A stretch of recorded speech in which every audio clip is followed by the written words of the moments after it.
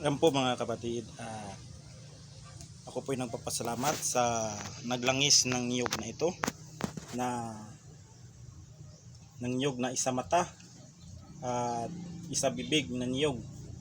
Yan, at aking ipapakita kung ano ang mga nilalangis ko para sa aking mga pasyente.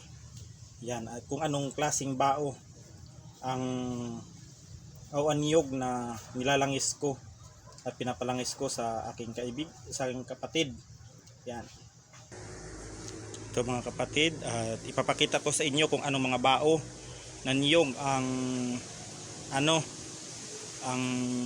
nilalangis, pinalangis ko, at in-order ko rin ito sa aking kaibigan na nagtitinda ng mga niyog na yan po, bulag na niyog.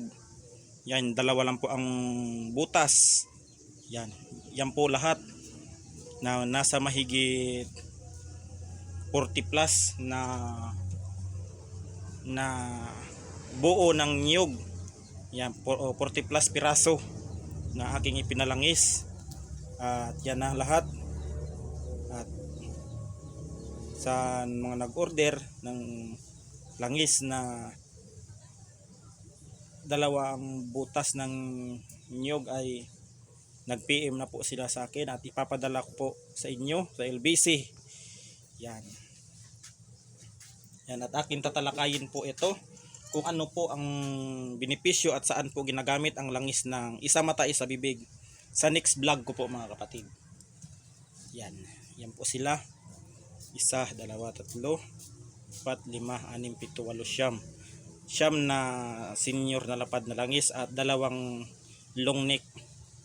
Yan. At ang yung iba ipupundo natin sa ating mga pasyente na mga nabarang at lumalaki ang tiyan.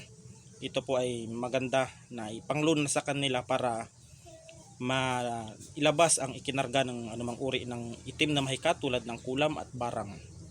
Ayan po mga kapatid. At dito na lamang po. Sana gumawa po ng langis na ito.